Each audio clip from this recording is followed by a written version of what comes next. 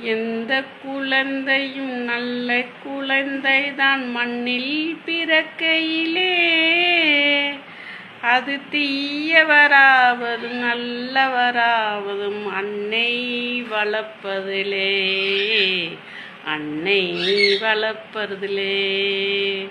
ஓம் ஆராரோ என்று ஆராரோ. தப்பாக படிச்சுட்டா மன்னிச்சுக்குங்க. ஏன் சொல்கிறேன்னா, மீன் நல்லாத்தான் பறக்குது, கோழி நல்லாத்தான் பறக்குது, ஆடு நல்லாத்தான் பறக்குது, பறக்கிறது மிதக்கிறது எல்லாமே நல்லாத்தான் பிறக்குது. நம்ம சாப்பிடும்போது நல்லா அவிச்சு சாப்பிட்ணும், நல்லா வேக வச்சு சாப்பிட்ணும். அதுதான் உடம்புக்கு நல்லது. பச்சையாக வெந்து வேகாமல் சாப்பிட்டோம்னா அது உடம்புக்கு கெடுதி. எதாக இருந்தாலும் நல்லா சாப்பிட்ணும். மீன் எவ்வளோக்கெல்லாம் நம்ம நல்லா சாப்பிட்றோமோ உடம்புக்கு நல்லது.